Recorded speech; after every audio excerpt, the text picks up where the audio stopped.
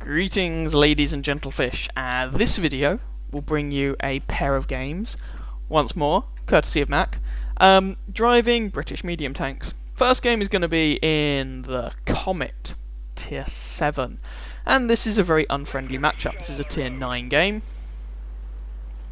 So Mac is bottom tier, and it's not as if there are any Tier 6 scouts or anything like that, Tier 6 light tanks I should say, floating around. Mac is literally at the bottom of the feeding pool.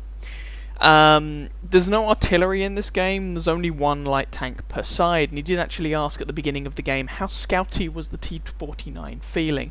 In this sort of matchup, to be honest, this is the best matchmaking the T-49 gets, realistically. In this matchup, I wouldn't blame him if he decided he didn't want to primarily spot. So, this is an assault game, Mac's team are defending, and Mac is going up to this lovely little bush here. And he is going to spot the enemy team as they advance toward this position. Now, as with every spotting attempt, you are rather reliant upon your team getting off of their bottoms and doing something constructive about it, but as you can see, that's exactly what they're doing. When you're doing this sort of thing, do resist the urge to pull the trigger, because, you'll probably give your position away. There goes Sixth Sense. Mac decides discretion is the better part of valor. Because realistically, you are going to reveal your position, and people are going to shoot you in the face, and when you are bottom tier in a game, that is never a position you want to be in. But also, when you're at the bottom of the feeding pool, your gun is relatively unlikely to inflict a great amount of damage. So, there's that.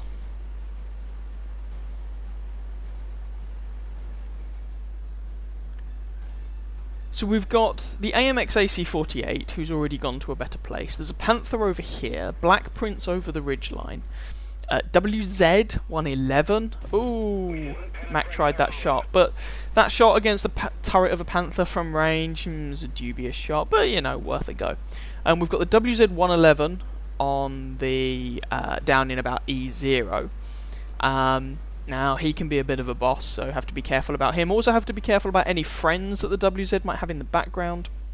So Mac's position at the moment allows him. Oh, he has just been spotted. Allows him to use that rock as cover from the guys who are often sniping from the hill back at where that Tiger P is, and allowed him to still possibly get a shot on the Panther. Now, he prioritised, as soon as he was spotted, getting the smeg out of dodge, which is eminently sensible. Ooh, lucky bounce there. Which is eminently sensible, because you've only got 1150 health, and from some of these guys that's, what, 2 shots? Maybe 3 on a good day, depending on who hits you. Not many. Because you are a little fish in a big pond. Black Prince meets his maker. And Mac's just gently poking around and using positions. I mean, this is a nice map for the Comet, because there are positions that you can use that utilise the 12 degrees of gun depression that this machine has. And the 12 degrees of gun depression is really what the Comet is about. Mac decides to take a pot shot at the Tiger P. Not that likely to penetrate at this range, not seeing him, because really to penetrate the Black Prince you want to be able to aim for weak spots or have his flank, but Mac plugs away with a few shots. The gun reloads quickly, so why not? Enemy 110 goes down, and that leaves the defenders 3-0 the better off. This is a lovely example of what you can do even when you are at the bottom of the feeding pool. Just because you're not top tier doesn't mean you can't do something useful. So, Mac has not been spotted here, but he is almost undoubtedly the one who is doing the spotting on these guys. Off the top of my head, I can't remember exactly what equipment Mac was running with, but I believe it included coated optics. Takes a shot at the AMX and then pulls back.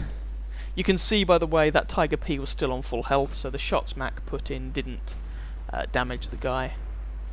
And there we go. Spots the Tiger P once more. Tiger P is 425 meters away. Alas, Mac gets spotted himself, but the Tiger P shot goes wide. AMX is looking in Mac's general direction, and the turret front of the Comet is alright, but it's not good enough to be reliably bouncing these guys. These guys have got 200, 212 penetration. Well, 203. Oh, there's that WZ. 203 in the case of the Tiger P. 212 in the case of the AMX. So, Mac is consistently putting shots into the side of this WZ. And he's auto-aiming. He's getting a little lucky with the shots here, but by auto-aiming he is prioritising not taking damage in return, rather than sitting there and taking the time to aim, and Object 704 removes him from the game. So, the defenders are now winning 6-1. There's that Panther from earlier on. 12 degrees of gun depression says Mac has a shot on him. Oh, but he's moving. How unsporting of him. Oh well. And Mac got spotted, and there's still the AMX and Tiger P down there. Now, on the one hand, you could whinge about the AMX and Tiger P for sitting, nice bounce, on that hill in an assault game, but conversely, they are bottom tier themselves, but they have guns that are good enough to still do damage to the enemy team quite readily. So, sitting back there and providing a little fire support in their position isn't actually a completely awful idea, but with this matchmaking, if you were to do that in something like an IS-8, you just no. Please don't. Panther. Don't have a particularly good shot at this fellow. Oh, side of his turret. That one, alas, misses. And there's an E50. E50, well-armoured, Tier 9 German medium tank. I say medium. It's the size of Luxembourg. And well-armoured. I mean, most... and it weighs a ton. Well, it weighs more than 1 ton. Most nations, I think, would classify the E50 as a heavy tank. But this is Germany. It's a medium. Mac manages to bounce another shot with his turret there, and you can see that while the turret on the Comet, I mean, it's not a hull-down monster. If all you're giving them to shoot at is your turret, if you're using your 12 degrees of gun depression, then penetrations on this turret are not trivial. And that T-34 gets nailed once more by the Object 704. Ferdinand is also down, and now there's only 5 of the attackers left, whereas there are 13 of the defenders left, and there's only 3 minutes of this game remaining, so this is looking like it's going to be a fairly comfortable win for the defending team. Chiri over here is getting worked over really rather badly. That Tiger P is still alive. There's also a Tiger 1. Chiri just went away. IS-8 over there, and the E50 who we last saw also in this vicinity. There he is, just over in the town. And speaking of the Tiger, well, he's dead, so I guess I won't bother. There's only the 3 of them remaining. And we know where they all are, basically.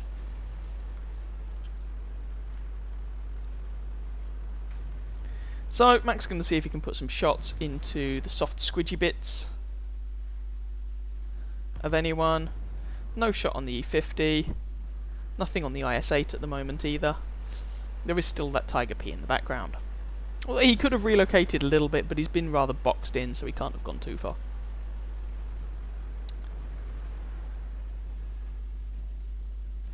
Nice flank shots into an IS-8. Mac goes for the rear, looking like he's going for the tracking shot, but the IS-8's dead, and there's the Tiger P, and Max manages to pick up the kill. And that was the game.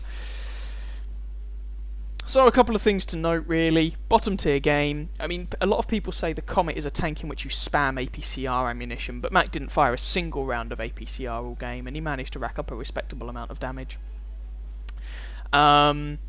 12 degrees of gun depression are beautiful. People often think the tier 7 medium tanks are quite weak. I don't necessarily agree, and I think this was a nice example of what you can do when you're bottom tier.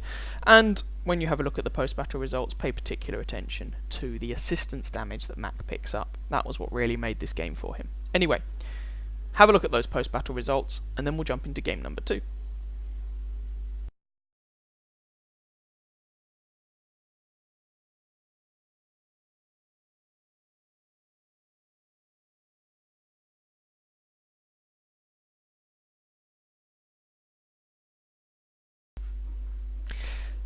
So, for game number 2, we are rather moving up the tiers. We've jumped up to tier 8, although this is a tier 8 game, so this time Mac is top tier.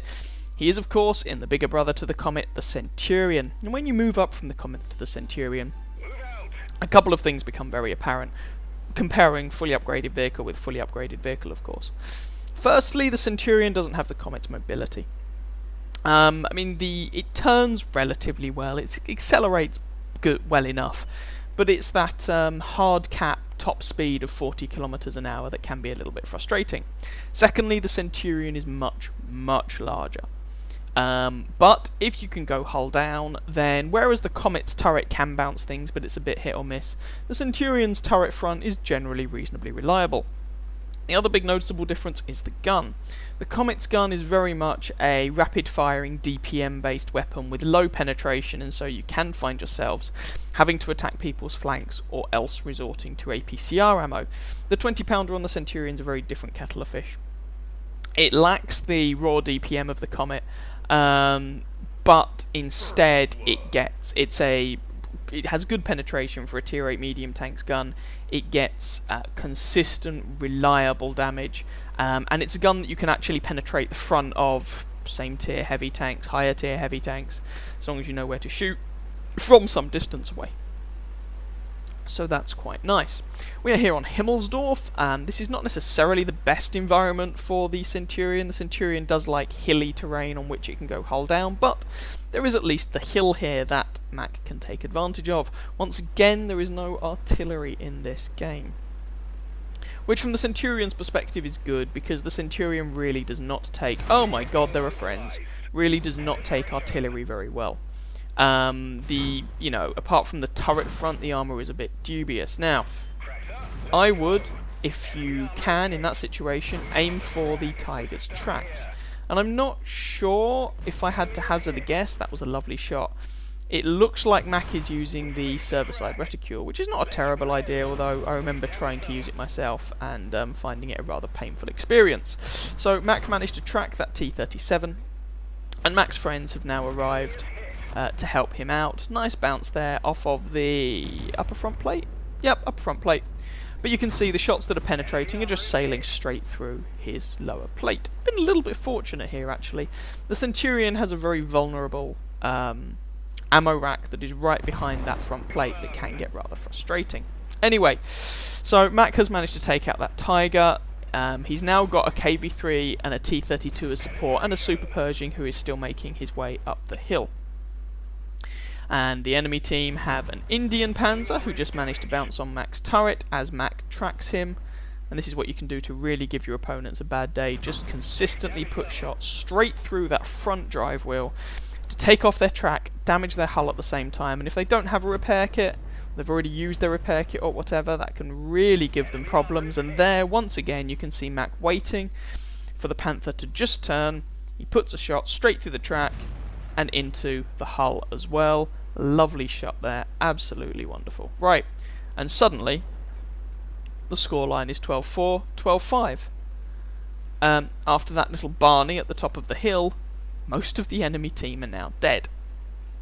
So what have we got remaining? Well, there's an IS-3 who's on 3 kills, so need to pay him a little bit of respect. A KV-4 and a Type 59. Type 59 shouldn't be a massive problem. The armour of the Type 59, well, it doesn't really mean as much against this 20-pounder gun, and his gun is not the best. KV-4, again, the armour shouldn't pose too much of a problem, providing Mac picks his shots carefully, but his gun can be an issue. Similar story with the IS-3, though the IS-3 has the superior alpha damage and mobility. Now, speaking of the IS-3, here it is. It looks like the Type 59 is screwed, and indeed he goes down. There's the IS-3. Mac tracks him and pulls back. And there's that ammo rack. Mac manages to track him again, lets his crew put the track back on by the look of it, and repairs the ammo rack. He should, well, I was going to say he should reload before this IS-3, but of course he was ammo racked for some of that time, so that may not be the case. KV-4 there. Oh, that was a little bit too much lead on the shot. Be a little careful here. Mac is exposing himself rather a lot to this KV-4. Takes a shot. I would advise Mac to pull back at this point, but I mean, to be honest, the KV-4 is kind of screwed now. But the Centurion is not the sort of tank that easily circles its opponents, and indeed the KV-4's bum bounces that shot. As it was, if Mac was going to circle the KV-4, I'd have said, well, have the conviction and do it, rather than pulling back down the road, which gave the KV-4 a relatively easy shot into Mac. Even had Mac's shot connected rather than bouncing on the KV-4's rear, he would have still died there. And that's a lovely example of how you can pick up a bit more experience by going for those tracking shots, getting the assistance damage by holding someone in place. And above and beyond the raw experience and credits you gain from doing such things, you will increase your win rate, providing you can consistently do that. So there we go. Nice pair of games there. British Tier 7 and 8 medium tanks, courtesy of Mac. I hope you guys enjoyed those games. If you did, please feel free to catch some of my other videos and or subscribe to my channel. And I wish you very happy hunting on that battlefield. Ciao ciao.